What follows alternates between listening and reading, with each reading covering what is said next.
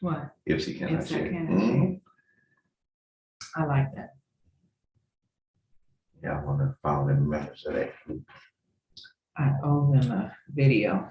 Yeah, you can get them a video. I do. Okay. All right. Now we're live on Zoom, FYI. Okay. Y'all people out there in YouTube land, y'all know how I do. We just recording that. Make sure that we have a backup for people who don't be on Facebook is where I'm at all the time.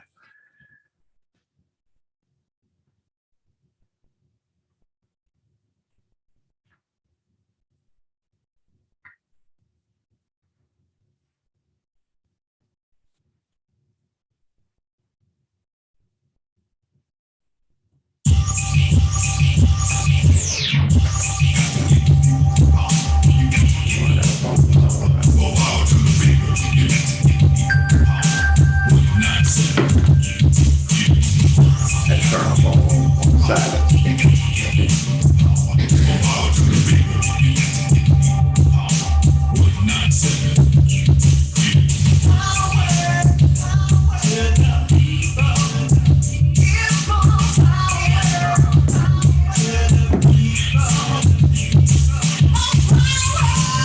They got here early this morning. Normally folks go to them in this morning. Okay, they waiting on you.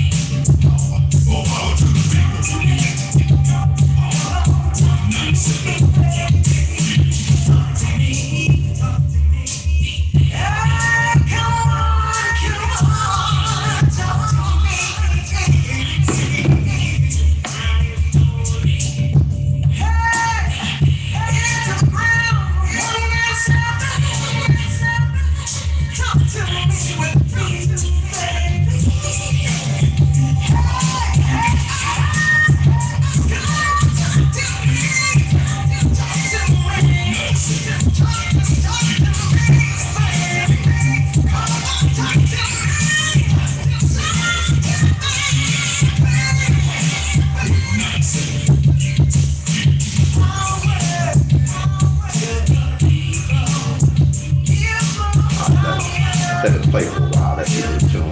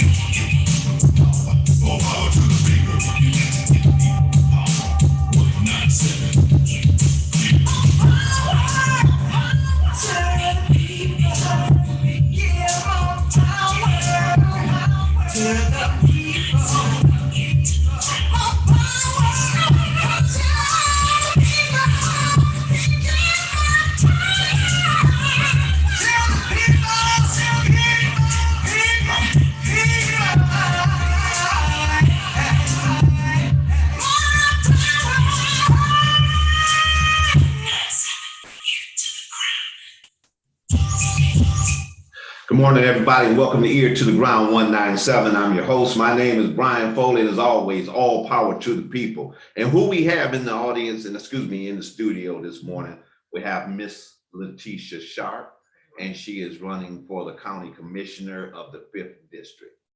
And welcome this morning. Good to see you and everything. Thank you. Good to be here. Yeah, how you feeling? I'm feeling great. Okay. Actually. Yeah. All right. Okay. All right. Let me clear the streets out just for a minute and get us ready. So we want to welcome everybody this morning. I see you early this morning, Eddie Hughes. You put in the comment box Y1. We want to thank you for that. I ask everybody to put Y1 into the comment box. You know why I tell people to put Y1 in there? Ypsilanti, right? Okay. Yeah. I believe in Ypsilanti, and I believe in Ypsilanti first. So we ask everybody to type in Y1. We ask you to hit like. Then we ask you to share this video. I ask people to do that is because with the camera and the program that I have, it doesn't allow me to tag my friends and people who want to watch this show. So if y'all will do me a favor, type Y1, share and like, because that actually stimulates the algorithm. And so we want to welcome everybody. I think this is the official start of the summer. This is the official start. Official start of the summer Yeah. weekend. We got Memorial Day coming up and everything. And so we want to honor all of those who sacrificed their life for us, Yes. so that we can have this, I guess we can call it this quality of life, and we call it America. It's not looking too good right now. Exactly. But for everybody, all those soldiers, first line officers, police officers, firemen, and all those in the armed services who pay the ultimate cost for us there. And also we honor all of those, our ancestors who went on before us, as we remember them on this Memorial Day weekend. And in particular, we want to show our condolences for the children that lost their lives down in Texas to that horrible massacre on this Memorial Day. So we just want to keep that at the forefront of our mind. And then in particular on this day, I want to remember the Davis family, my brother. I do mean brother in the truest sense. Jamie Davis. Yeah, he transitioned a couple of days ago. His sister, my sister, Tracy Davis, owner of Tracy's Sweet Touch Production. And we ask that y'all keep the Davis family in mind. He really was a good brother. That was my road dog back in the day. And what with him was the secret. Hey, it's always Yeah, you good get what I'm to saying? have What with him was the secrets. You get what I'm saying? But my brother, I know you can hear me out there in spirit. You truly are missed in the flesh right now. Ear to the Ground 197, like I said, is brought to you by Tracy Sweet Touch Productions, Blackstone Bookstore and Cultural Center. And we recently picked up 3 more sponsors. Yeah, we did. My barber, Kiana Alexandria, she owns Quality Cuts. That's one who trim my beard. So if y'all see my beard, y'all say, man, your beard is tight. That's because of Kiana. When you see it ain't together, it's because I ain't seen it, okay? Or I done went to somebody else and they done messed me up. But anyway, that's Quality Cuts located on Huron Street, right across the street from the City Hall. Also, Awesome House Wash.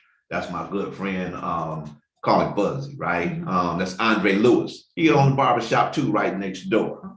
And you go in there too, like I said, he's a 4-corner hustler. He got the game on lock. He would cut hair, you get what I mean? Yeah. And he has Awesome House Wash. And then finally, work up in the shop, my brother up there, Ishmael Abdul Aziz, his Ish the Barber. And he's located on 12 South Huron, also right across the street from City Hall. They're right next to each other and stuff like that, okay? I think I got all that out of the way. And always, Ear to the Ground 197 is brought to you by the League of Women Voters, as well as Ipsy Cannot Share. Okay, I see you out there, Marshall Averill. He's gonna be on here next week, Marshall Averill, and he is running for county commissioner, or excuse me, no, he's not. He's running for state representative, right, in the 38th district, 32nd district. 36th. Okay, I think I got everything out of the way. Miss Letitia Sharp, how you doing? Good. My friend. Okay, all right. So you running for office around here. Yes. Okay, let's get it. Okay, Yes, let's get around here. Before we get into that, tell us who you is, where y'all, who your folks is, who your people is. You know, that's how we do in Ypsilanti. Who your folks is. That's how we identify. Okay, all right. Well, I am a native, actually here from Washington County, Ypsilanti. I grew up in the Green Townhouses on Monroe Street in Ypsilanti. Right. You didn't grow up in Forest, no, you grew up in the Green Town. Okay, right. So when folks say they from Forest, no, you ain't from around here. 1430 Monroe Street. Okay. That's where I grew up. I have 2 older sisters and a younger brother. I'm gonna lift this up, wait a little bit. Okay. I went to Perry Elementary School back when L.C. Perry Elementary, and you remember that's when the school was busted. And then I went on to Artist Elementary, then West Middle School, went to Ypsilanti High, went to Washington Community College, and graduated from Eastern Michigan University. I grew up right here in the community. I lived as an adult in Sugarbrook, as well as, bought a home over actually in where I'm at now. And so I've been here pretty much the majority of my life. Okay. Karen Harding says proud of Letitia. She is going to be a great County Commissioner. Thank So you, she's Karen. putting that into manifest. I see you, Sister Vita. Take care, sister, over there while she's holding it down. Okay. Thank All you. right. So what is 5th District Mhm. County Commissioner? Let's start Yes. first, right? Start here. I'm gonna get you set up right here Okay. a little bit better so it's not right in your face, but these microphones, you kind of got to talk to them, stuff like that. Okay. Okay. What is a county commissioner first? Let's start there. So, when I first decided to run, that was the question I get from folks when you ask them to support them. So what the county board of commissioners do as a whole, or a county commissioner, they help to set policy for the county. Okay. They set the budget, and they have one employee, and that's the county administrator. They have several bosses. That's Okay. you and I and all the constituents that puts them in those roles. Okay. They push out the funding that allocates the resources that we all and the services that we all should benefit from. Okay. And most importantly, the most important job of a county commissioner is to stay connected with the community in which they represent. So the things that come before the board should come through to that commission, should come through their connection with the community. That's the job of the county commissioners. They should be connected with their local units of government. They should be connected with grassroots organizations, and they should know what's going on in their community. And that's what they bring to the board. Okay. Should stay connected. Yes. I like that. I caught Should that. stay. Should stay connected, right? Okay. All right. That's active. You Right. know what I mean? So a county Right. commissioner should never be surprised on what's going on in their district. Okay, all right, and I agree with you on that. Okay, all right, so that's the role of a Washington County Commissioner, Yeah. 5th District. 5th district. That's all districts, but for 5th district, that's what I would bring. Okay, all right. So what are the parameters, the borders or whatever you want to call it, of 5th District? Where's that located? What does it cover? How about that? So 5th district covers the vast majority of the 57,000 residents in Ypsilanti Township. Okay, And then there's over 7,200 of Augusta Township. So it's one of the largest districts in Washington County, but the majority of it is Ypsilanti Township.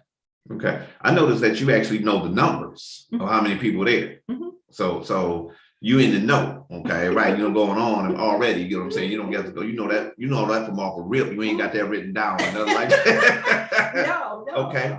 I'm one of those 56. You're one of those 56. Well, You're not. no, I'm in But 60. I'm one of those 56. You one of those 56. Okay. All right. Now I like that. Okay. So let me ask you first, what inspired you to run for office? And let me ask you why I say that.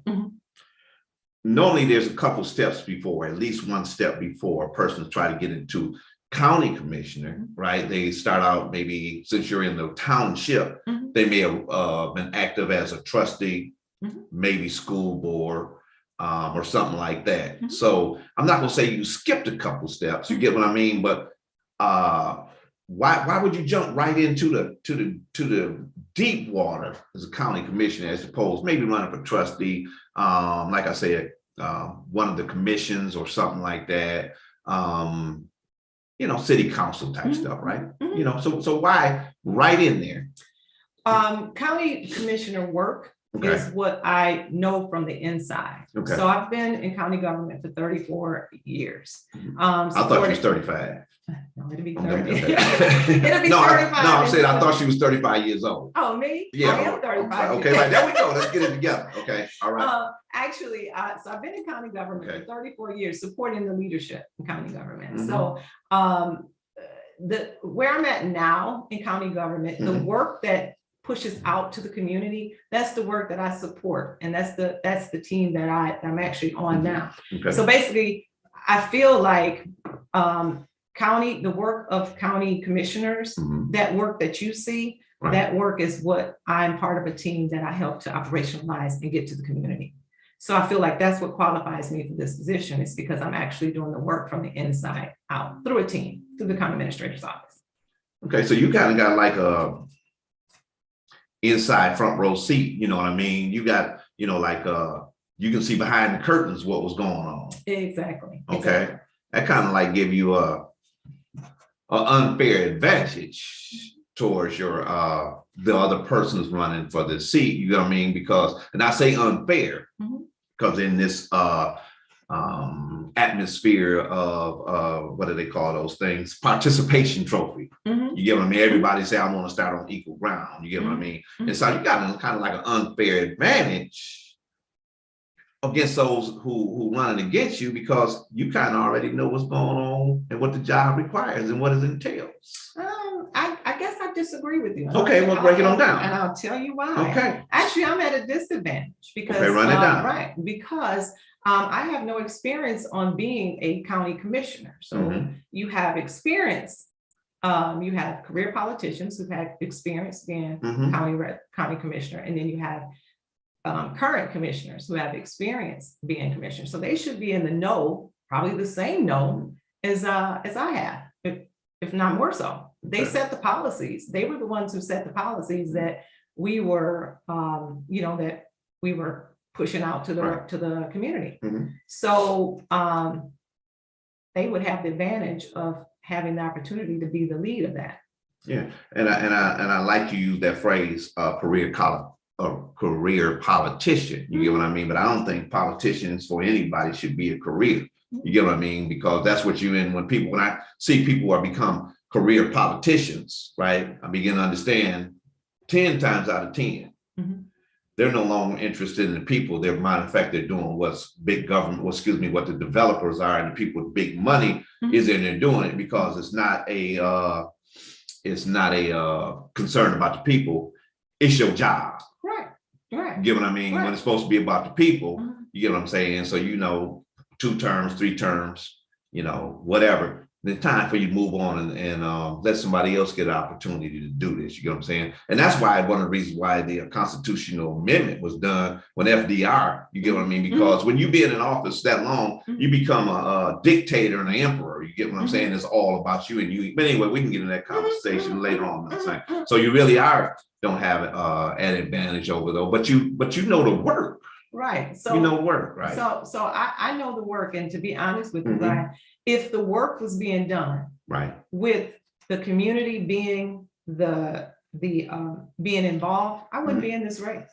Right. If I thought that the work was being done and that the community's voice was being heard at the table, and 48197, particularly District 5, was getting what they should be getting from the voices of their sitting representative, I would not be in this race. Yeah, I hear you. That's why we're here. So people can hear your voice from you and not from anybody else. You get what I mean? And that's why this is recorded for those of you who have friends who are not on on Facebook Live. This is recorded on YouTube Live, a little bit different. Okay. Now, just recently, I don't want to say we're out of the pandemic. You know what I mean? Because people are still suffering from coronavirus, right now to this day, right? So from being from the inside, on your personal opinion, how did the county handle their response to the pandemic and coronavirus? How, if you had to grade them or had to share your opinion on it, being an insider, because I know I was one of the frontline people, and I got truth and stories to demonstrate how it was handled in my area, So I think that, in my opinion, in my personal residential opinion as a resident, I think that the handling was too politicized. It was more of, let me be out front because I am a commissioner or because I'm an elected official. And I think when you're talking about people's lives, and you're talking about communities that were hardest hit, you have to put those things aside. You have to forget that you're a commissioner. You have to forget that you're this elected official, and not use that place to jump ahead of lines for shots, not use that place to get equipment or to get mass distribution, things like that started off being really slow. Or try to stop it. Right. You should do whatever you need to do to get those items in the hands of the folks who were most hit, who were hit most. And my understanding is that area should have been right here, 48197, 48198. That was not the case. That's my personal opinion. My handling of it all is, I think that we do have a great health officer. I think that we should have allowed her to do her work because there were some guidelines and things that came from the CDC. And it's just everybody was trying to do the work of the health officer, making their own opinions on how things should be handled. But I think that initially when we first was presented with that, it should have come to our community first. I totally agree with you. And that's why some of us boots on the ground had to circumvent the authority and go directly to the health department and get the resources ourselves, because we couldn't wait any longer for the cavalry arrives when we're actually watching people literally die from coronavirus in the most hardest hits. When I looked at the map at one time of the United States, Michigan was always in the dark red, right? And then when you start looking at the hardest hit in state of Michigan, it was city of Detroit, because they have higher numbers. But right along next to that was 48197, 48198. So when you break that down, coronavirus hit this area hard. And a lot of people lost their lives because of simple things. They couldn't get access to vaccines. They couldn't get access to coronavirus tests, and they couldn't get access to masks and stuff like that because anyway, the health, go ahead. Yeah. I was just gonna say, and a lot of people just didn't know. And that's why it's important, because the county, the connection between community and grassroots organizations like yourself, Right. That's why it's important to be connected, because you guys know where the areas are. Right. You know how to get the information out. No one can do it by themselves. Right. We all have to work together. I came out to, when we started doing the mass distributions and stuff, I just came out just to go through the process, Right. to see how quickly people can get it. And I was amazed at your group and other groups like yours that were there helping alongside with the churches that got involved, with the pastors that got involved, and just folks that just wanted to get it done. That's where you start, because it's a community thing. But if it's a political thing, then I want all the masks to myself, and then I want to be the distributor. Right. But then in the meantime, people are dying. People are getting sick. People died. They did. They died. They died. Weren't died. You know what I mean? I was talking to one of the Washington County Health Departments. I don't know its title, so I'm not going to say it like that. But we talked, and we're talking about doing some more stuff, because the people are still suffering from coronavirus, and they're long haulers too, and everything. Awesome to see you, Letitia. I was a friend of mine, one of my sisters growing up in Possession. You are your county commissioner. Anyway, that was from Cheryl. Okay. I couldn't get that out. It rolls away. Okay, right. So one of the things when I talked to him, and it was 2 weeks ago. Okay. And what have you, I don't know what that is. Gail, you had to break down that acronym. YCIS. I'm older, so I don't know what YCS got all kinds of anything. Maybe you know what YCS. Community schools. I don't know. We're gonna have to write that out for me, Gail. Anyway, I was talking to one of the employees, and like I said, I don't know exact title. Well, what he told me is that when they were looking at the numbers, and because they chart everything, you get what I mean, through the health department. And what he said is that for some strange reasons, they recognize Ipswich. Thank you, Jerry. Gail. Anyway, that's a personal question. Anyway, I'm just saying, right? Yeah. She wants to know, how do you feel about Ipsy Can I Share? You get what I mean? I feel great about Ipsy Can I Share, Gail. You're right, exactly. You got your video. Yeah, you're right. I got my video. You got your video, right? Okay, right. I'm saying, right. That's better. Gail does great work. Gail does great, right? Yeah, big Gail, right? I'm saying I love Gail, because we had the ability to disagree, hang up the phone, fuss and cuss at each other, root right to other. Then 15 minutes later, we still on the mission to hang out. At the end of the day, Gail loves her community. Exactly. And if you love your community, you're going to have disagreements. Exactly. But at the end of the day, you're both working for the we same both work the same thing. And we on the same, we on the same group, if she cannot share, you know what I mean? And we fuss and fight, don't get me wrong. And I had to tell her some stuff and everything. But make sure you get that video. I will. Gail is coming, I promise. Okay. But anyway, back to what I was saying. So I was talking to the employee at the, and he was administrative. And what they noticed was that, and I shared this last week, is that the numbers in 48197, 198, for some odd reason dropped like sharp drop on the graph. Mhm. And they didn't know why, what was going on, and they couldn't understand. And then they began to check out the data. And the areas that went harder to hit, the numbers began to, the rate of infection or transmission, whatever, had immediately changed. And they realized that that date began when they actually put the hands into the nonprofit that I am a member of. Yes. And he actually told me that.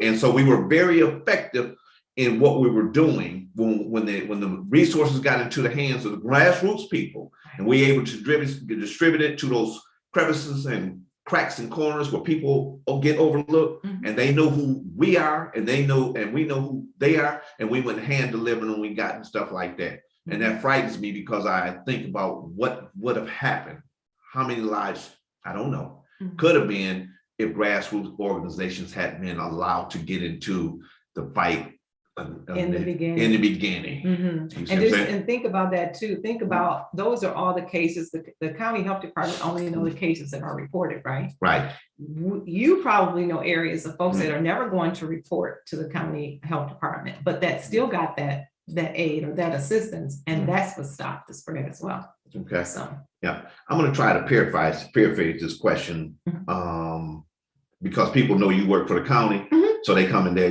county questions. You get what I'm saying? So I'm trying to phrase this. Come from Margaret Shankler. Do you agree with the county requiring grassroots organizations having to jump through hoops to get access to the ARPA fund? Okay. Yeah. I have to say that it's my understanding that the funding that came for us to put together the community priority fund, some folks may look at it like hoops, but you do have to document how you spend federal funds. Okay. So I agree that the process was streamlined, to my understanding, was streamlined as down as possible to give grassroots organizations who would have normally not qualified or been a little bit more tedious in getting funded, to not have that available, to not have that barrier to them. So I believe that the funding that's available now, it was designed to kind of go around some of the things that would have normally been required to be a vendor of Washington County or to be able to get those funds. So people say it's a lot of, red tape. But please understand too, that a lot of that red tape has to be, was already eliminated, and has to be just to document the funding. Because at the end of the day, the county should be responsible for making sure that the funds that are getting in the hands are going to grassroots organizations who are actually going to make a difference in the community. And so we need to put certain things in place. But it was my understanding that a lot of those things were kind of, we went around the normal process in order to allow that. Okay. I see some of the questions out there, and I'm gonna ask people, ask those same intense questions that you have asked every other guest that I've had on my show. You get what I mean? You see what I'm saying? Same questions. I want y'all to come with that same energy for every time somebody else come on my show. You get what I mean? Right? Because I ain't gonna let you sniper fire somebody on my show. You get what I mean? That ain't gonna happen. You get what I mean? So because I know my guests out there, y'all come with that same energy. You get what I mean? But we're gonna get back. Yeah, go ahead. Yep. I do want to add that this when you talk about red tape, and remember I said, you asked what does the county commissioner do? Right. Well, the priority fund and how that is organized, that comes from your commissioners. Okay. Your commissioners set forth that process or approved that process. And so initially they should have gone to the community and talked about that. I wasn't on that team. Right. So I don't know if that happened. I'm just saying that at the end of the day, please understand that your commissioners are responsible for getting information to you and incorporating what their constituents or their community needs or wants. So if there was an issue, I do think that commissioners need to be responsible. Okay, great. And I'm gonna say this from a personal level, because I was told this right here, and I know, and I can dispel that right now. And it was told we can't get any money from Washington County. You can't get any money. It actually was told to me I couldn't get any money. But what I did was what I always do. I'll go around the back door, knock on the back door. Hey, folks is out here dying. Folks is this, folks is that. Woo, woo, woo. We need some money and we need it now. And I said that, and you know this. And I went to Greg Deal. I said, I need this and I need it now. And what did he do? He got it to me, and he got it to me as quick as the administration would allow it to get me. But you too had to go through a process. I had to go through a process. Right. Yeah. But what the fact of business is, I went to it. You got it, right? You got what you needed. I got what I needed. I didn't get a no answer. Let me just say that. I didn't get a no answer. No. They said, what I got was assistance from the administration from Washington County, and you assisted me for my organization on how to not go around, but how to navigate the process. Exactly. And you hand walked me through it and what have you and stuff like that. And I was able to get the resources directly, and then we'll get them into the community's hands. And just please understand that with the Community Priority Fund, there's a staff that is doing the same thing at that level. There's staff at that level that will walk you through what you need to do to be able to access those funds. Yeah, and that's what I can say. I did get that. I ain't got no complaints. You know what I mean? So what I heard people say what they ain't doing, that ain't my experience. I went straight up. Maybe maybe it's another door y'all gotta go. Y'all were going to, maybe it's going to the wrong door. I don't know. I'm just saying. And it wasn't no favoritism or nothing like that. You get what I'm saying? Okay. Thanks, Gail. The Biden plan is on IPSE's Can I Share's website. Okay. Now let's get back to the issue at hand. Okay. We've got into a lot of administration and stuff like that. What actually helps, knowing that you just ain't no flash in the pan. You get what I mean? No, so many people are now showing up and they're being novelty. You get what I mean? Novelty candidates. Don't have a clue what the job entails. Ain't got no experience, but all of a sudden you want to jump up here and ask to serve the people, right? You already demonstrated you kind of know what's going on, you know, kind of been inside for how long? 34 years? 34 years. So I've been serving Washington County behind the desk. Behind the desk. County. We all know that the cooks in the kitchen actually makes the meals.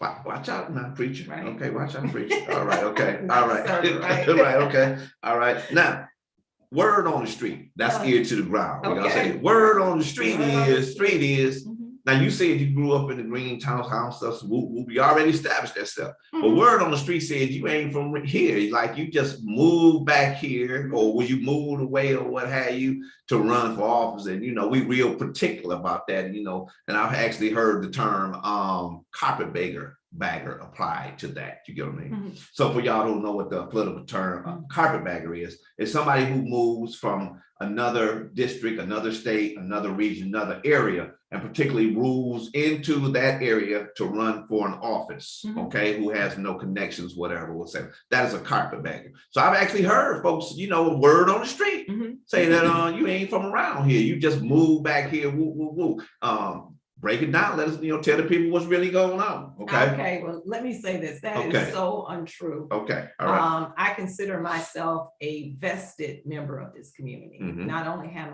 I grew up here and educated myself and raised my daughter here, I did relocate to Wayne County when I was married. Okay. And that's where my husband and I lived.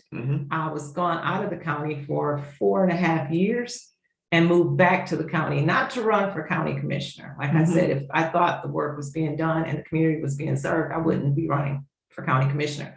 I have been, so I moved back to the community. And that was in 2020, I want to believe. And so I moved back to the county. But I've always worked here in the county. I've always worked here. I've always advocated for county government. I've worked on several campaigns. Probably the folks that are questioning me coming back worked on campaigns throughout the county for elected officials. So I have always been vested here in Washington County. There's no record, no nothing ever of me doing any work in Wayne County. So I lived in Van Buren Township. So for those who think I just moved to the county to run for office, that's not the case. I wouldn't be running if I thought the work was being done. Okay, I hear you. So not to try to dig, you know what I'm saying? Because like I told you early on, one thing we don't ask on ear to the ground 197. We don't get into your personal business, into your bank account and all that stuff. That ain't our business, our concern.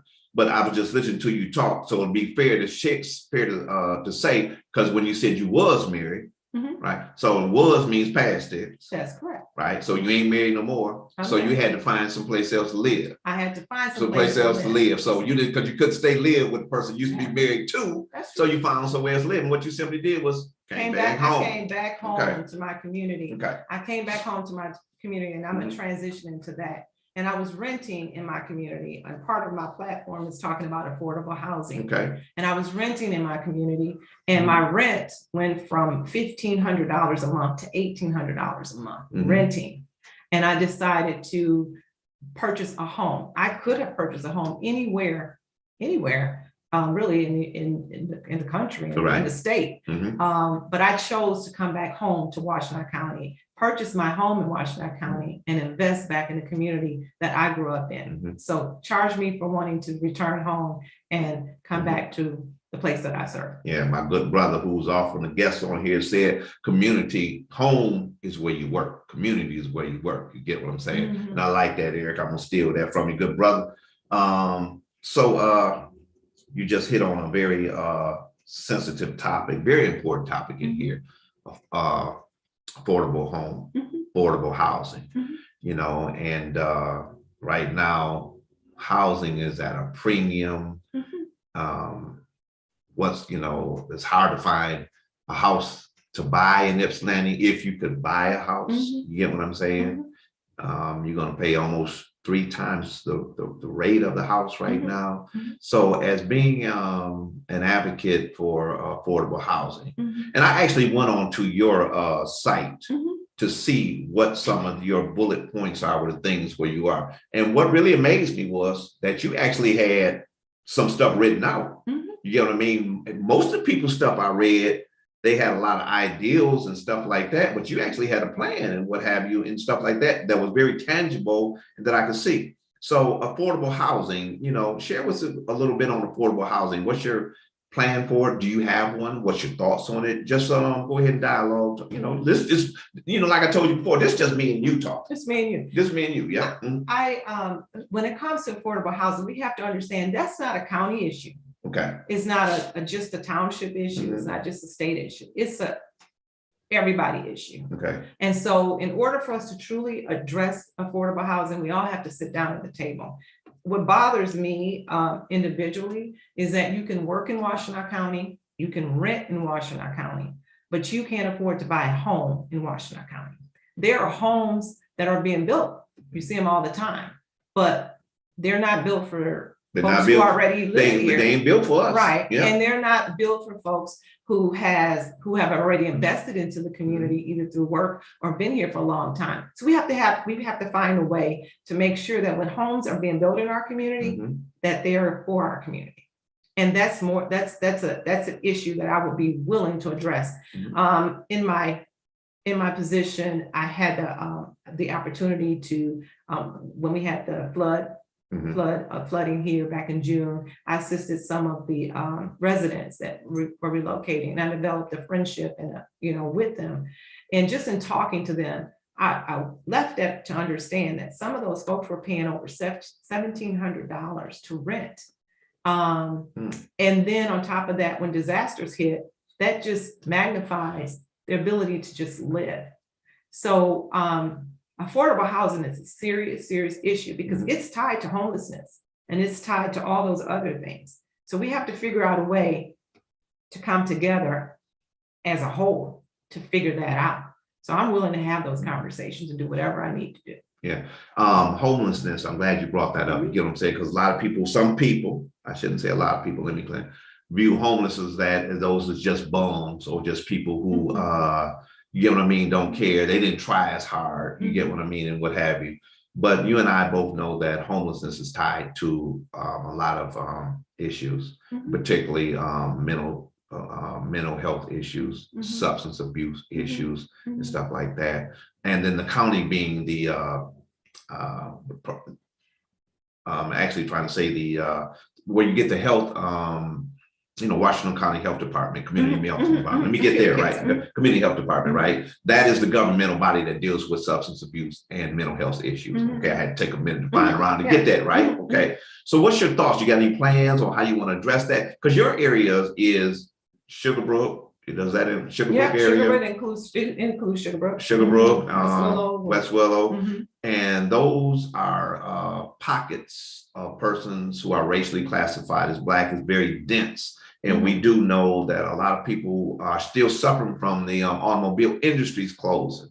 And then those mental health and substance abuse problems are systemic, not only from that, but already from pre-existing conditions, because you know that you and I come through, I don't know, I can't say for me, family coming through having to be enslaved through Jim Crow, Reconstruction, civil rights, all that kind of stuff, right? And that's how we end up where we are today, and we have homeless people. Do you have anything that you have particularly that how you want to address homelessness, substance abuse, mental health issues? Well, so I want to touch on the West Take your Willow, time, the take your West time. Willow Yep, and Sugarbrook area. Okay. Back when I was growing up, when I lived in Sugarbrook, most of the residents over there were homeowners, and the same with West Willow. Those were homeowners at the time, and so a lot of those areas now are renters, and there's nothing wrong with renting.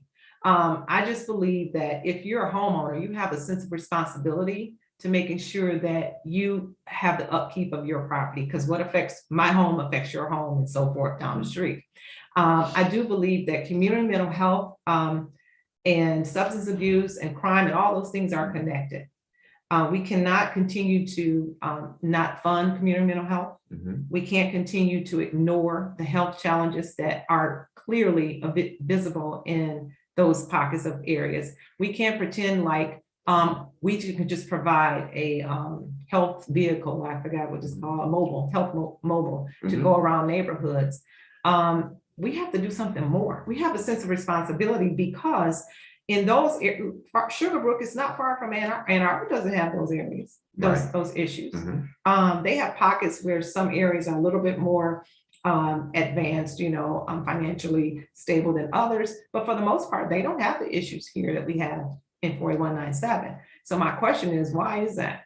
If we're on the same board and we have 9 people on the same board, why is your area more advanced than my area? Why aren't we working together so that we both can benefit and both of our constituents can live a healthy life? Okay, I'm gonna hit that with 2 things. Some people would say respectfully disagree, because you have public housing, South Maple, North Maple, Pine Lake, High Cone, Pontiac Trails, I forget what they call that now, you get what I'm saying, stuff like that. So they, in those high pocketed areas of concentrations of persons racially classified as Black, they suffer those same ailments, same conditions out there in a fluid Ann Arbor. You get what I'm saying? So go ahead. Yep. So my answer to that is, why aren't we addressing that? Okay. As a commission, as a whole, why aren't we saying, you have the same issue as I have, let's work together, let's solve that together? They're not getting that either. Why aren't they getting, but that's, why aren't they getting assistance in the same way as their neighbors are? That would be my question for them. I asked that same question as an employee, as a resident, like what about the folks in High Cone? And I don't even live there. That's just what I do. I'm always asking about folks that I just know need the help, right? Right. And so I asked that question. What about those folks? Do we just ignore them? We had $71 million coming to the county? Yes. So why is any of these places not advancing, and we have that kind of funding here? Let me ask you that. I think that's the question you asked, but let me ask you, being an insider, do you know why? Is it something? Go ahead. You know what I mean? Yeah. Because I want to know I want to know this too. You get what I mean? Because it seems like everything, I want to say, the east of US 23, you got this great divide. And you actually can see it when you cross over and head towards Arborland. You get what I mean? You can actually see it. But we're one county, you get what I mean? But when I come over to my side of the neighborhood, it looks like a totally different experience and atmosphere. When I go downtown Ann Arbor and I see stuff, I see big, I'm an electrical contractor, I'm an electrician. I see buildings just sprouting out of the ground and stuff like that. Then I come home and look at stuff like this and I'm like, what the hell? you know? They're developing and Okay. they're developing, and that's great. That's wonderful. Mhm. That's absolutely wonderful. I just want the same for our side. Mhm. I want Ypsilanti Township, Ypsilanti City, the residents of District 5 and 6 to be, to grow, to have those same advantages, because if we don't, then we're gonna continue to go down. So that's what I see for us. Mhm. And that you ask, I'm an insider. Keep in mind, I'm an insider. I'm a worker. I have to Right. do, Okay. basically, I have to push out what is given to us to push out, right? Mhm. I work for county administrator, for the county administrator. He works for the board of commissioners. So I don't make the decisions. Right, exactly. So I can't, if that's not the priority of the board, there's nothing I can do as a worker. Exactly, and I hear you. So I was you saying we're going down. And I would like to interject and say is that when you say we, I'm gonna say it's Black folks going down. Not the city of Ypsilanti, not Ypsilanti Township as governing entities, but people racially classified as Black. Because I'm looking around, right? I see more people, and this is a factual statement when we talk about gentrification. You get what I'm saying? I see more white folks moving to the area and Black folks not moving out, they're being displaced. So we're not going down. Our community in the city of Ypsilanti Township is really growing. You know what I mean? But who is it growing for? You get what I mean? It seems as though we've been left out of the communication. And I know I wasn't left out. Let me back up a little bit. 10 years ago, I attended a meeting at Weber's End with the Washington County Builders Association, with developer Oxford Development Company, as well as University of Michigan, State of Michigan, Eastern Michigan University.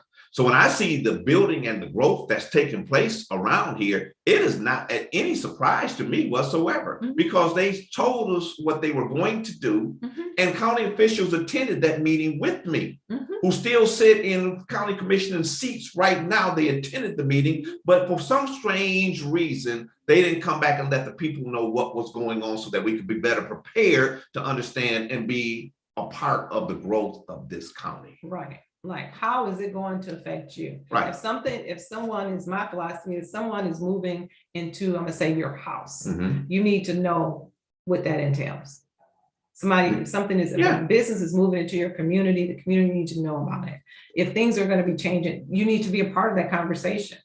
And we're not. You're not. I woke up, what's today, Saturday? I woke up Wednesday morning. Well, let me say, I went to bed Tuesday night to see one of those little, the little for sale signs up there, put it to the ground. I said, what? Only to see the next morning, for sale sign went by. So I walked down, this is my house 2 doors down. My neighbor had moved out overnight, house sold already. Right. When I went, do you hear me? Right. Well, let me say it wasn't sold. When I came home yesterday, it was 3 cars parked outside, right? They was running potential buyers in and potential buyers out, right? And I'm like, whoa, you get what I'm saying? But not one of those potential buyers looked like me or you whatsoever. No. My neighborhood, I'm Ainsworth Circle, right? It was a predominantly Black neighborhood. Now it's folks running around here, you get what I'm saying? Right. So this didn't just happen overnight.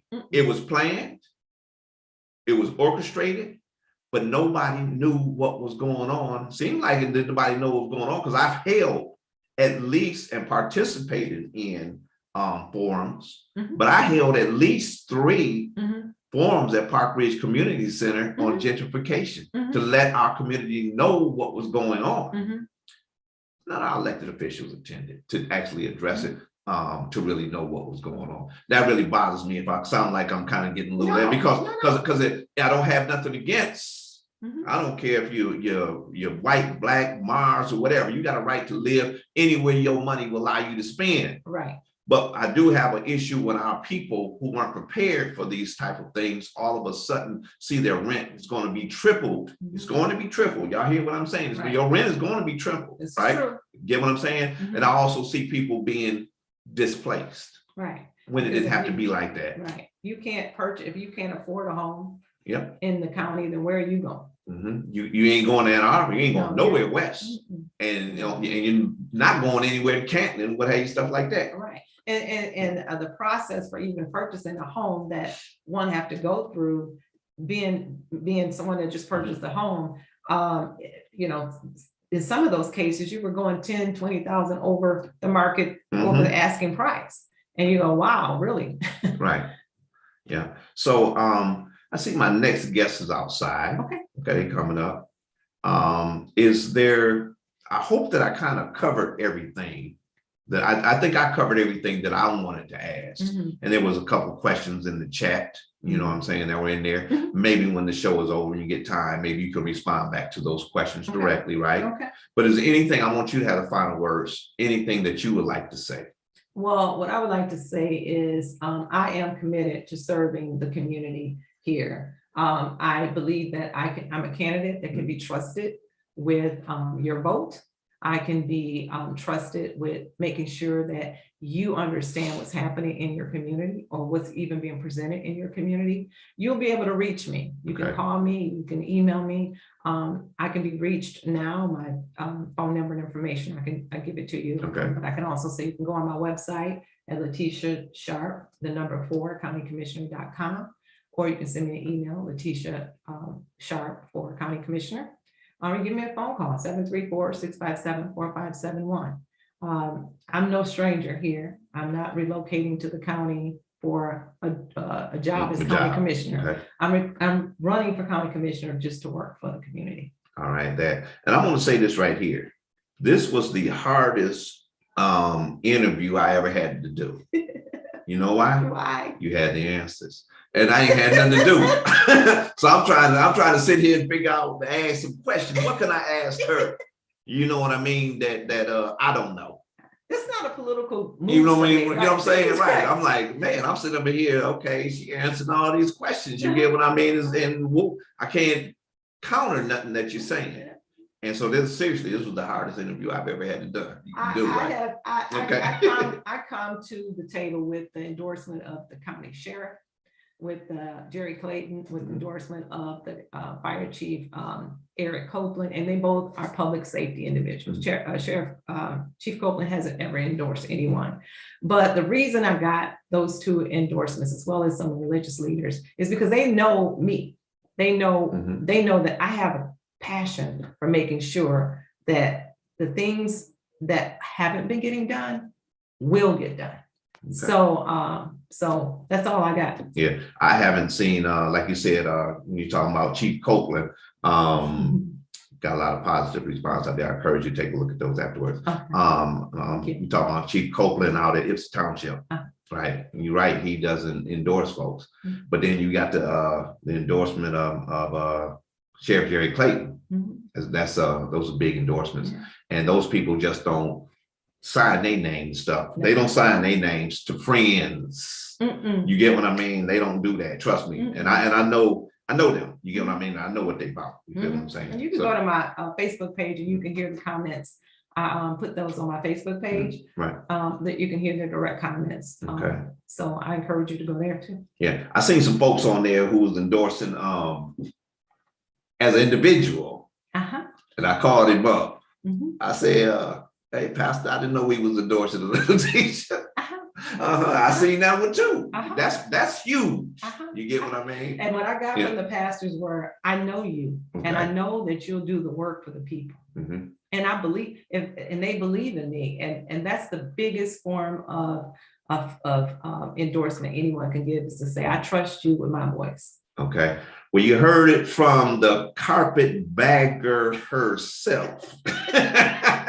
You heard it from the person who moved into the county just so that she can run for county commissioner. Okay, y'all still gonna say that when I see y'all in the streets? Okay, all right. Letitia, I want to thank you for coming in, taking your time out and share with us. And we wish you well. Thank you. You get what I mean? You know, wish you well. I mean, you know, me and you, we talked to, you know what I mean? We might have to, you know what I mean? Well, Gail says she agreed. Thank you, Gail. That's okay. All right. Okay. You moving the needle this morning. Okay. but we do wish you well. Thank You get what I'm saying? And if elected, I know that you will serve well. I can say that because I don't even want to say, because it's not personal relationship, it's business relationship. Exactly. Business relationship to be able to communicate personally, and the assistance that you have given our groups and myself to help the community. I know what I'm talking about. So I can say that, like you say, when you know somebody, it's kind of, you know what I'm saying. So anyway, we want to thank you, and please know that the platform is open if you choose to come back and something else you need to say or stuff like that. Okay. Okay. All I right. will be What's your- back. all Thank right. you so Okay. much. Right. So ear to the ground 197. I'll ask you to do me a favor. Ask those your young ladies to come on in when they come on out. Okay. Certainly. All right. Okay. And thank you. And be careful going out. I was on triple with my lights. All right. Okay.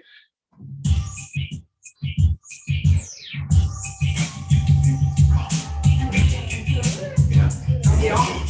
No, you on, but you they can't see you. Yeah. I was gonna say, yeah, come Oh, on they in. can't see me? No, they can't see. I was gonna take your water and yeah. Oh, you just pour it out. What have you. Yeah. Okay. All right. So I'll talk to you. Okay. All right. You know, you didn't ask me about my job as county commissioner. I mean, that's a great job. I don't wanna do that. Y'all come on in. All right. How you doing? I'm doing good. They can come on in and they can have them too. Yeah, them two can have a seat right there. Come on, yeah. Morning, you may have to work on the crisscross right here. Right, I was gonna say, you may How you have to doing? kind of sit in the back. Right here. All right. Just, working There's. Go get her a chair. So you see, you have a seat right there. Come on. Okay.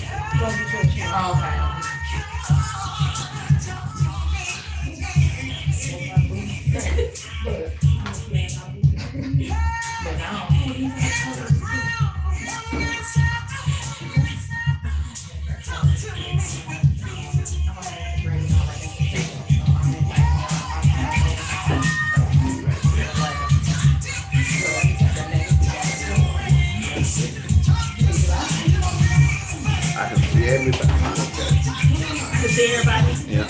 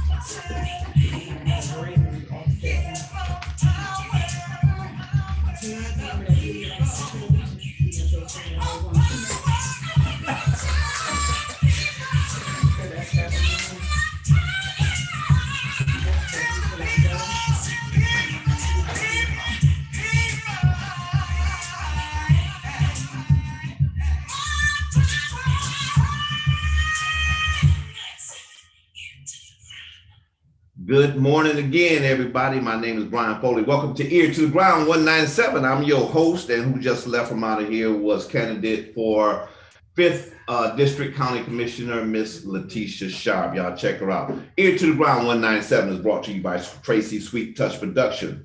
Uniquely created gifts for any occasion. YouTube, Passionately Intrigued Arts. Instagram at Tracy Sweet Touch Production. TikTok at Estella Fabulous. Pinterest, Miss Tracy E. Davis. You can email her at dallas2dakota@gmail.com. Then finally, you can reach her on Facebook at Miss Tracy Davis. Tracy Davis. Tracy recently lost her brother, my friend, my main man, Jamie Davis.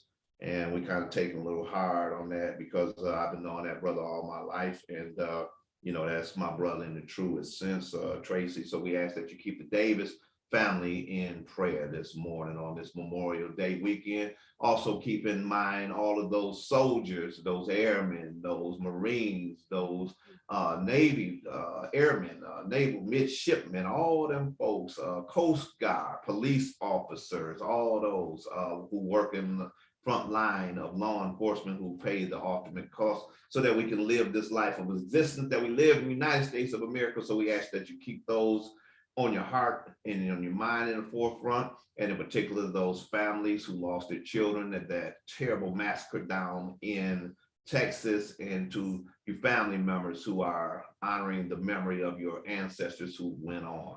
We ask that you honor and have a good time over this holiday weekend, but at the same time, y'all be safe, okay? Be safe out there, you know, and I'll be around. Y'all keep me some ribs, some chicken. Matter of fact, potato salad, and whoever got the peach cobbler, let me know, send it on in there so I'll come around and get me some. All right, anyway, Ear to the Ground 197 is also brought to you by Blackstone Bookstore and Cultural Center, located in beautiful downtown Ypsilanti, right across the street from the public library, where my main man, Carlos Franklin, and his wife, Andrea Franklin, and my main man also, Kip Johnson, and his lovely queen, Athena Johnson, are the owners there. It's Blackstone Bookstore and Cultural Center, located on Michigan Avenue, right across the street from the bookstore.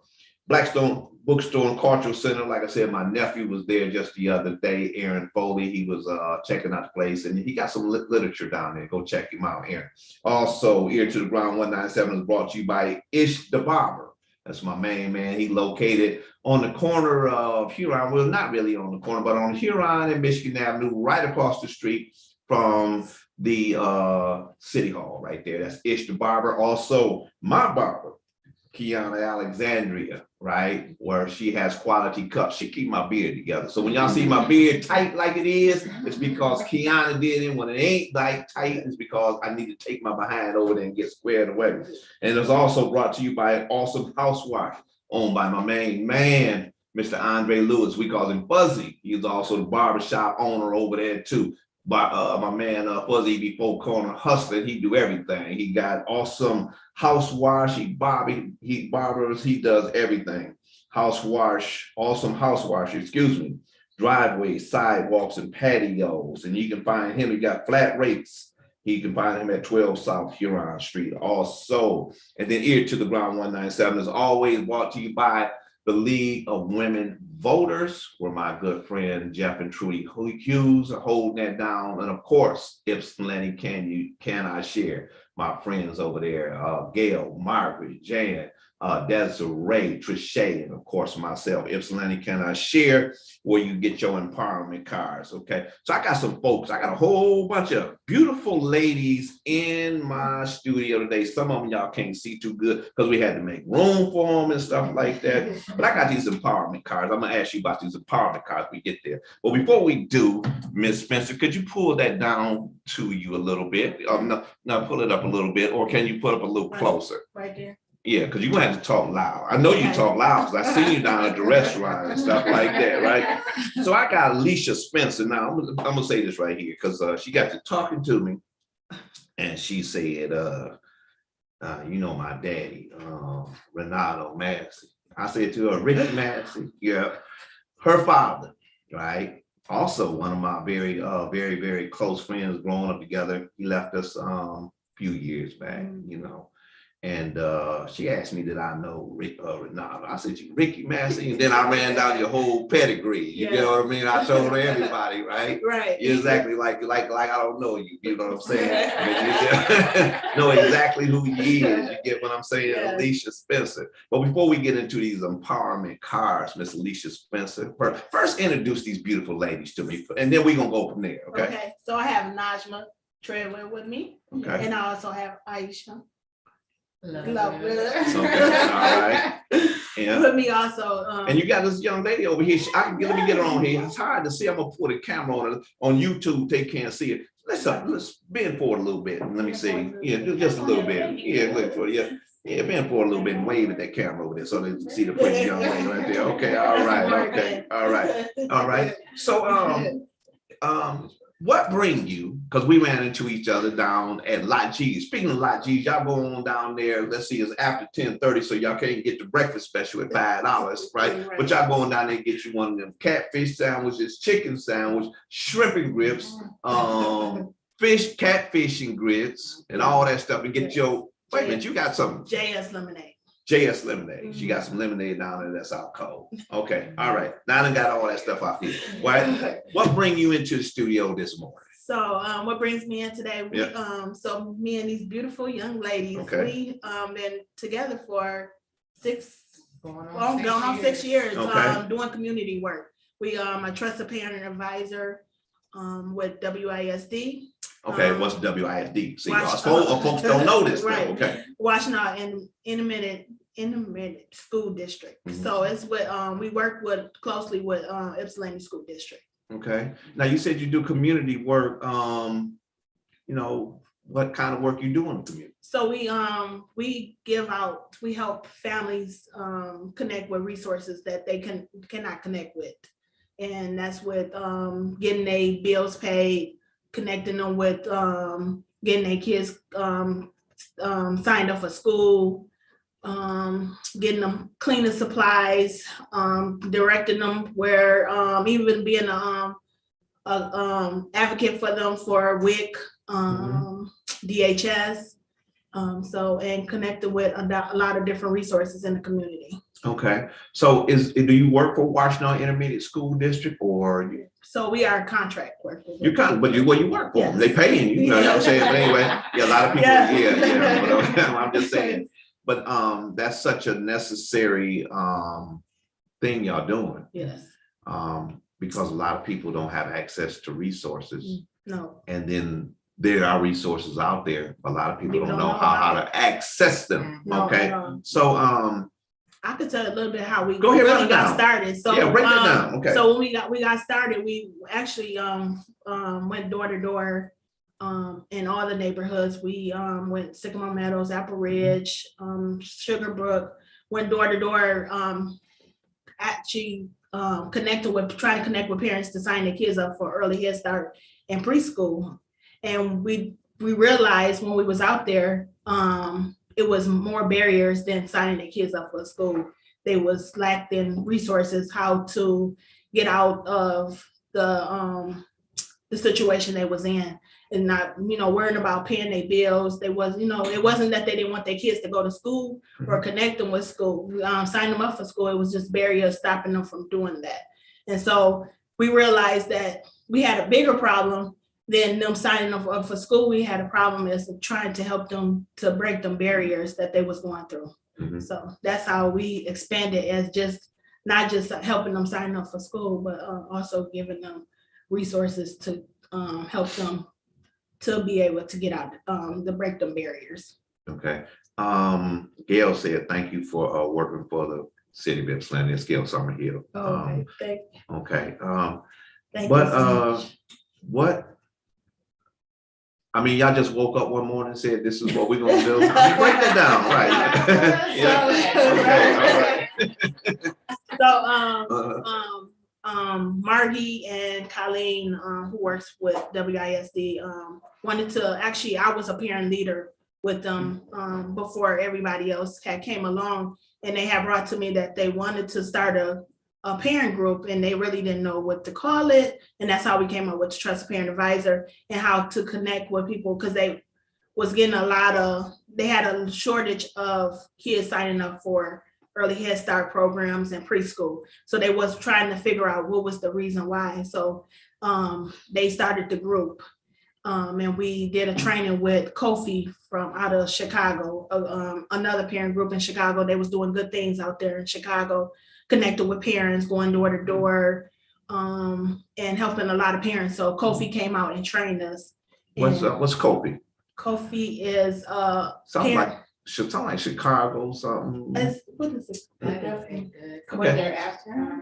We're gonna roll with Kofi right now. Okay. Somebody do some homework for me right quick to find out what Kofi is and put it in the thing. It's all right. It's all right. Okay. So can I ask you, what were you really hit me right there when you said there was a shortage of preschool children. Yes. That's frightening to me because I've heard people say there's a shortage of places where preschool and children and people can go. But to say there's a shortage of preschool children, can you break that down for me? Okay. So it was a lot of parents not signing their kids up for preschool, and they were seeing the counts of, the classes not, and so they was trying to figure out like why wasn't a lot of parents signing them up. But it wasn't a shortage of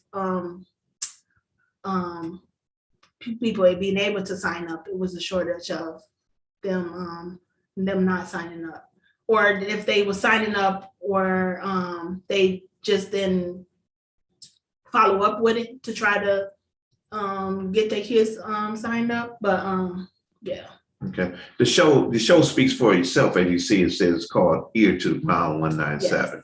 And how I came up with this, I'm going to give these young ladies back here this microphone back here, just in case they want to chime in and have something to say if I need to ask some questions. Okay. And I do have that net in front. Go ahead. That's For fine. Kofi, it's community organized and families. Okay, it wasn't Chicago. I was trying to throw something in there. Okay, Monty, you linked up with them. And so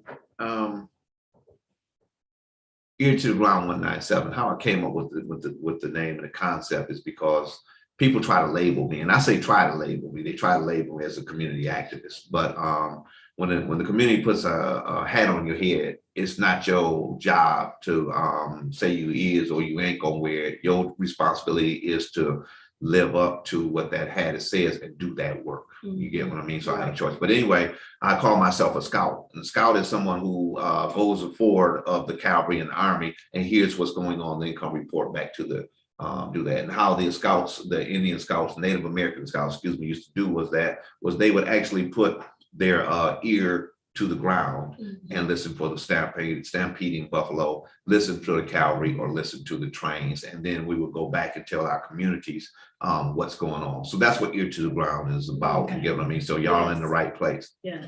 But I'm listening to y'all share, right? Because I'm a member of an organization and I try to make sure that I keep my organization separate from Ear to the Ground 197 because we deal with a lot of politics and stuff like that, and try to keep it separate from my personal platform. But I'm a member of an organization called Supreme Felons Incorporated, which consists of some formerly incarcerated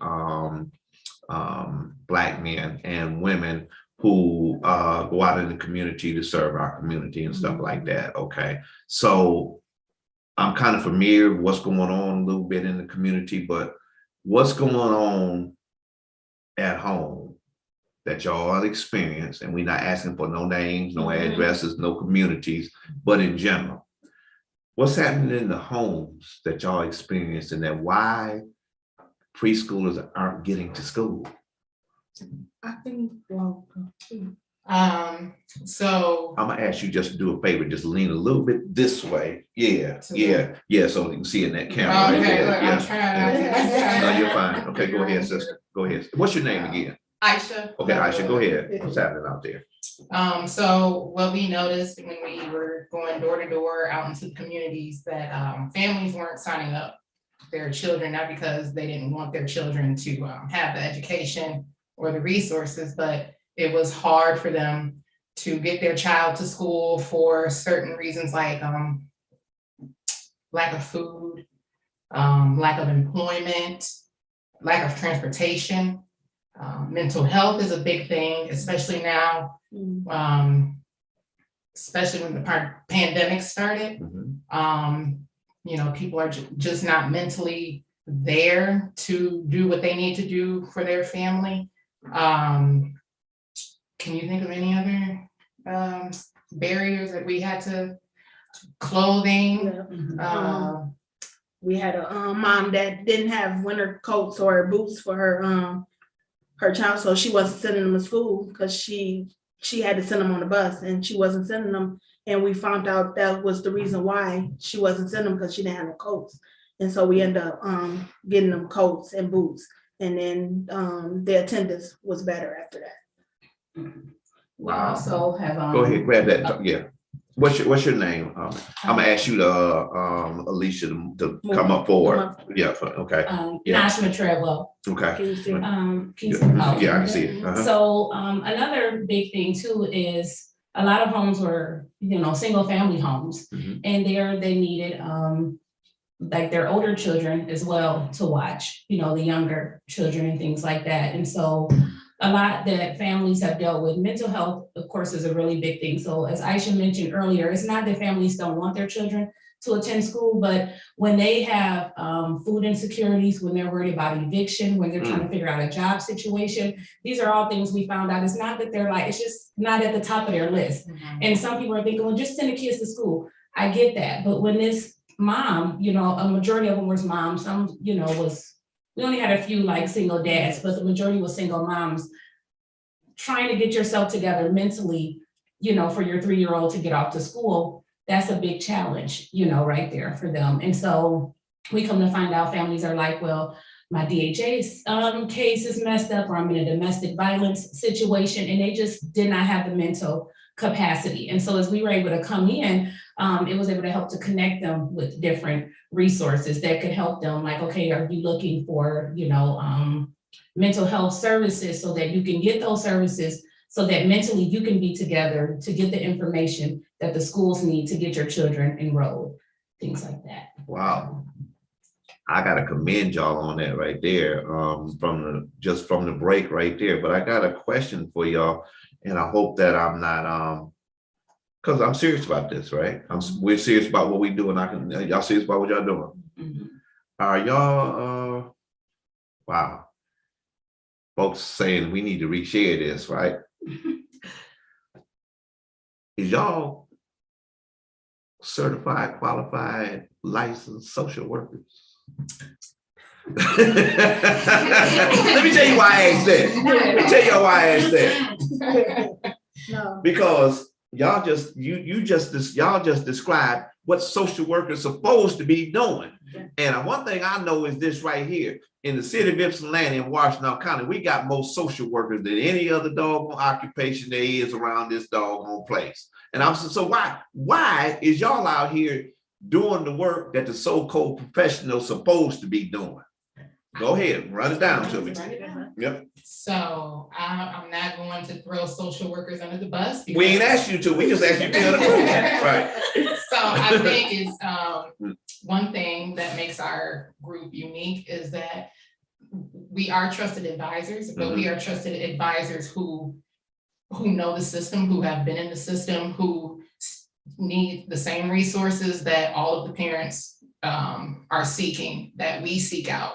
We are just like them. We're no different. So I think we are able to make those connections better with those families, just because we are those families. We are the people. We represent the community. And like Alicia said earlier, we advocate because we know. Exactly. We are in the know. Exactly. So we have this word, this language that we call empathy, right? And if you ain't experienced what I've experienced, you don't know. I don't care. You can't learn experience in the book. Right.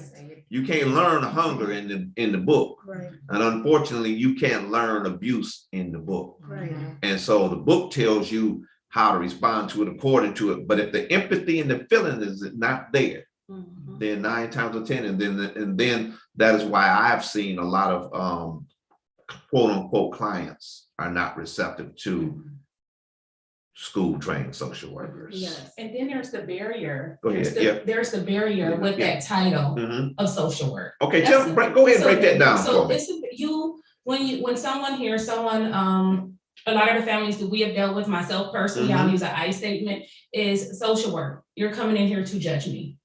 You're coming into my home, into my environment, into my life with your book work to tell me how you believe things are supposed to be. And we come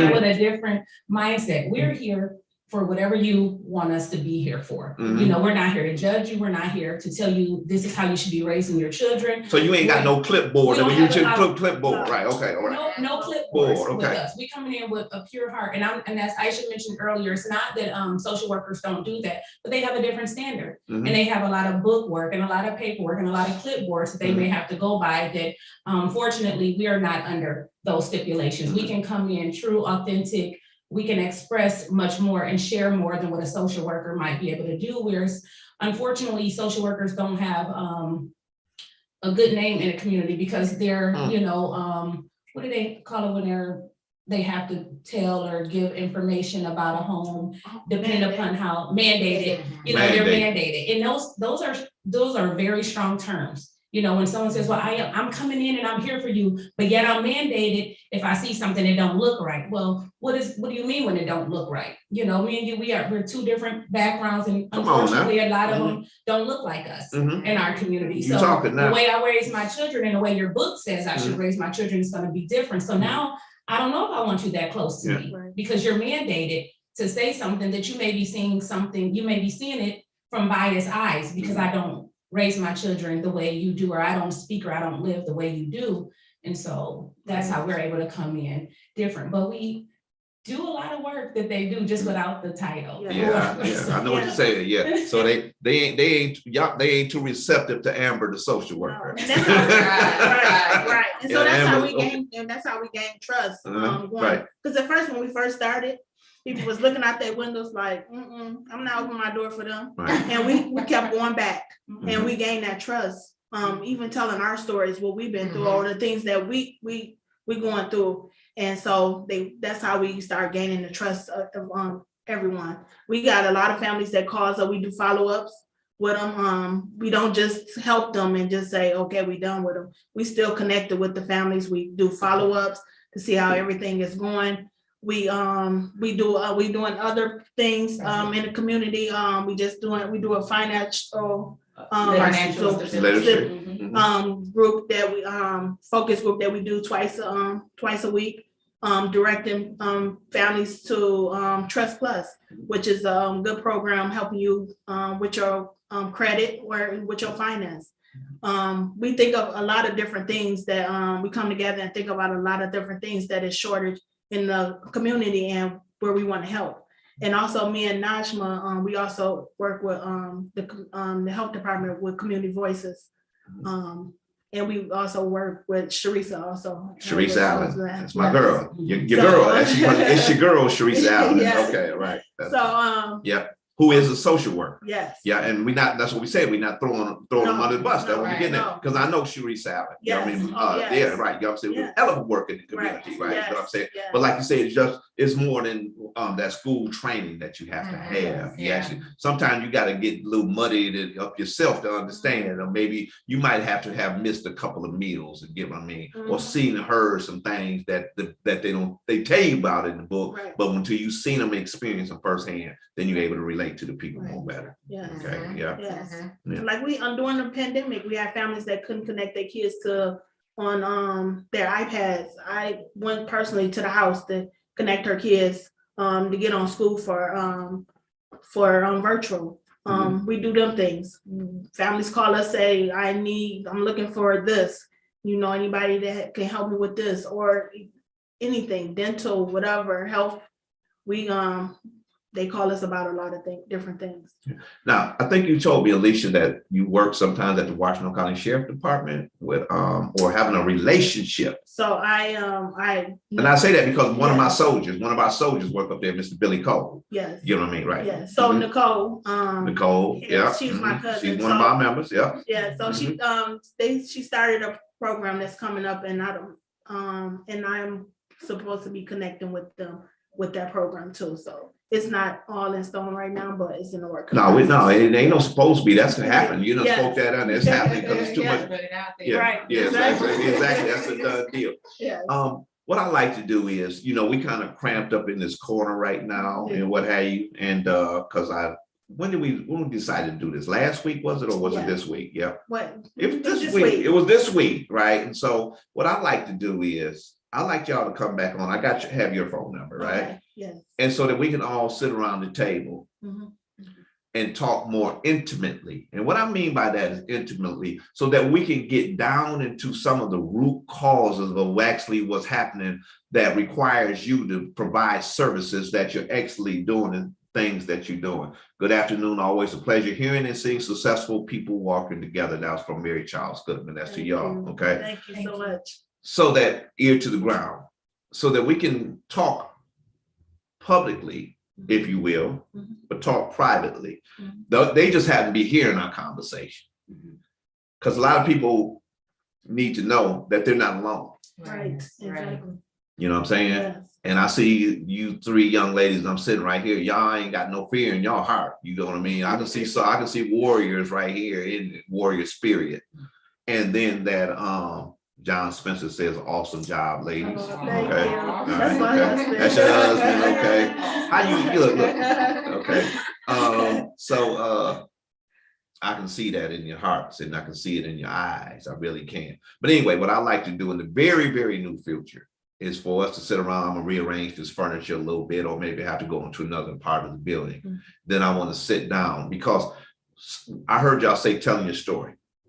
When you had ability to tell your story through that wordless language that we call empathy, other people who tune into this program, they can come and hear that it's okay to talk about what's happening in the home. Mhm. Mhm. Yeah. And then they got a safe place they can go, and that's go talk to you young ladies, Yeah. and then y'all can get them to where they need to be. Because a lot of people are shamed because they don't want to talk about mental health because of the stigma that attached to it. Yes. And it is a stigma. You get what I'm saying? Yes.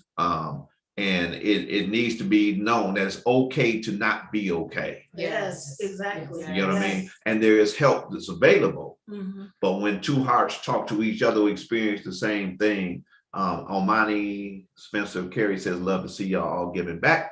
Thank Okay, you. all right. Yes. So we'll do that. So I want to connect with y'all. I mean, we already connected, but let's go a little bit further if that's all right with y'all. Yes, no, Okay, yes, we would okay, love to do all right. that. A salute to the group, this group of women. I come from one of my main men, Eric Brown, doing a lot of work out in the community and stuff like that. I mean, if you get an amen from him, you did something. All right. Before we leave, you got a couple words you'd like to share with us before you leave, if you would.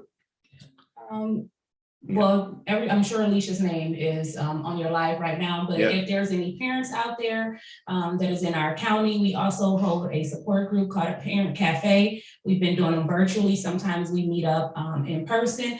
If you're looking to want to connect in a judgment-free zone with other parents, you know, and you just need that support somewhere to come, you know, hit us up, you know, in our inboxes, Nashma Treywell, Aisha Leatherwood, or Alicia Spencer.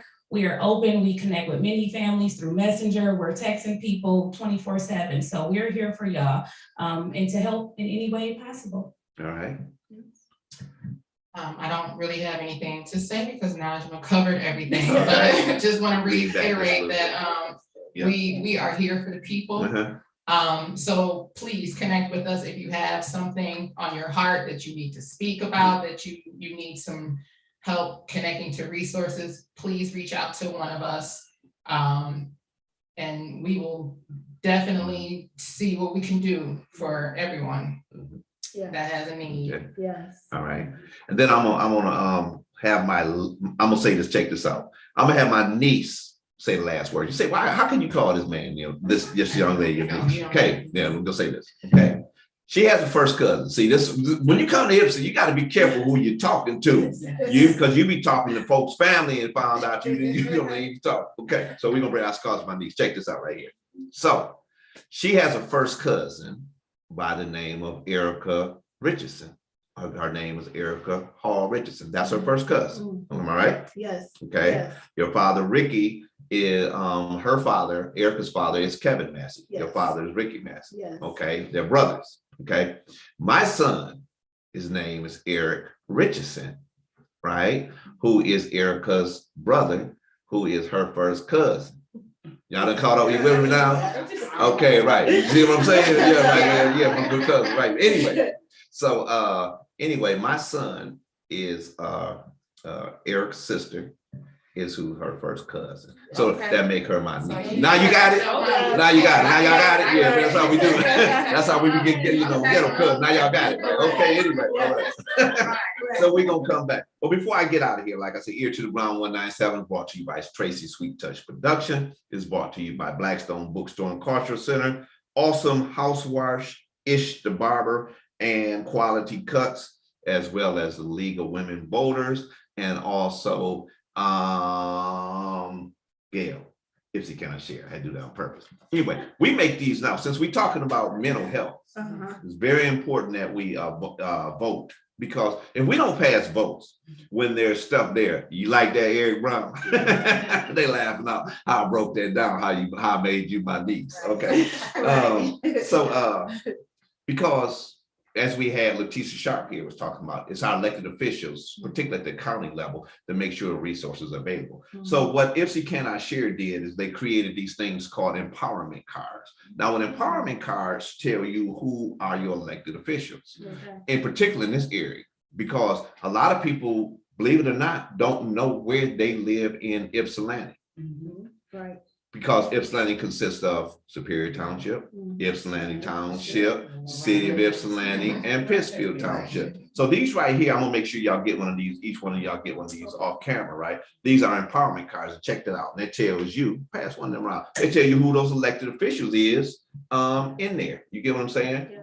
So a lot of people call who live out in the green or what have you and stuff like that. They don't know that you don't call the mayor of the city of Ypsilanti to get services there. You feel what I'm saying? So what we did was we made that much easier to find out who your elected officials are through If She Cannot Share.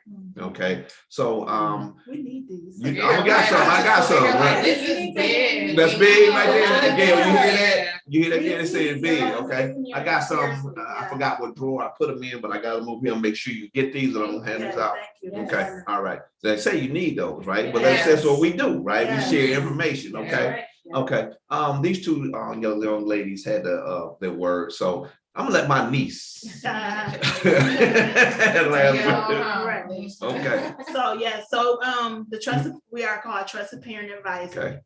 And it's 7 of us, and we like Najma said, we do parent cafes. So anything that you need resource for, my Facebook is Alicia Spencer and Najma Treadwell and Aisha Leatherwood. I'm gonna get it right. So you can contact us on Facebook for right now, and we'll hit us in our inbox, and we'll give you our phone number. I have a community phone. Everybody have our phone in community. So connect with us, and we will, if you need help with anything, bills, anything that you need, or even need to talk to somebody, you can connect with us, and we're open arms, and we love what we do. Okay, thank you. And I sometimes people get offended when y'all say young ladies, you get what I mean? But how can you get what I'm saying? But how can you not say that when old as I am, and that's my niece anyway? So I hope I wasn't offended. But look, I'm looking forward to of building with y'all and having y'all back again in the near future on Ear to the Ground 197, because y'all engage in what I personally believe, and I can stand on that truth, is dealing with mental health issues in the African American community. That is the number one problem in the United States of America. Yes. And it's required great people, great experience, compassionate warrior women like yourself to get involved with that. If we're going to see our communities get healthier and get better, it's going to require all hands on deck. Hands on deck. And I just want to thank y'all for coming. I want to thank you personally. Not go ahead and hold that right there, but not discounting y'all, but reaching out to me. You get what I'm saying? Reaching out to me and bringing something tangible to the table, other than just wanting to be on the show because I got a podcast. You dig what I mean? So this is what this is about. Okay, go ahead and share something, Alicia. I also wanted to say, I lost my thought that quick. It's all right. I got a whole bunch of film in the camera. I know, I forgot. Okay. What I was about to say, Yeah, but I want to thank y'all for Okay. doing the work and Thank you. everything. Okay, all right. Come back to you, save it for next time. I Now know, you get what I'm yes. saying, okay? Yes. All right. Awesome job, my beautiful daughter Alicia. That's from Sandra, Washington. That's That's your mom. Yeah, That's your thank mom. you, Okay, Mom. all right, okay. So are y'all good? You got, let me see if I can get it over here. You got something you need to say? I see you moving around. Give it that microphone. Tell it, at least tell your name, everything like that. Okay. Go ahead, say something. My name's Morgan Leatherwood, and I just wanted to say great job to you guys because you're working for the common good and you do it because you want to. Oh, thank you. Oh my goodness, you have to Wow. Thank you so much more. All right. Oh, And then, yes. then I need you to do me one more favor. Tell everybody, say, tune in next week to Ear to the Ground 197. Tune in next week for Ear to the Ground 197. And with that, we out of here.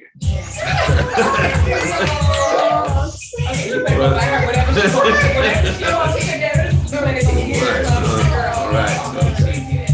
Thank you so much. You're welcome. All right. Yes, it was so nice. Oh my I God. love it. I love it. This right here, This is like a game. Yo, y'all give me some, okay? Game right here. Yes, dude, this is about to be my new profile. Gail, they say this is the game changer. yes. It's Okay. a game changer. All right, we're gonna move around like, play a little bit. I'm see if I can find something.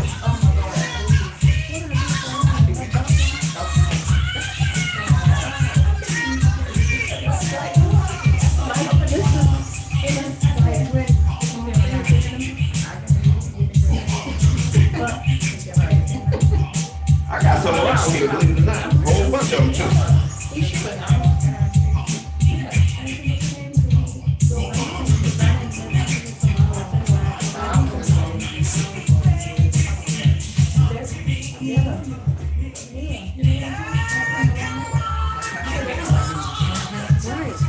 Like how do you?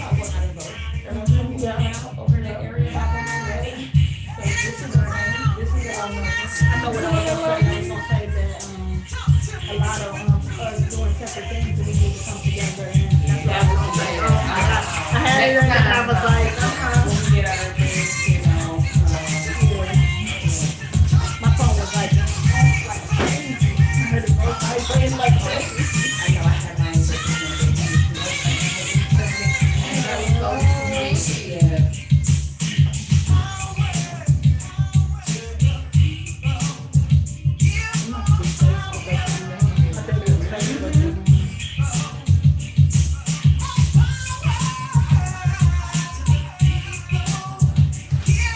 Y'all see this stuff in here? Do you know I just had them a little while ago? I got some, they in here. He said, you You can always call me. Yeah, that's why you always call me.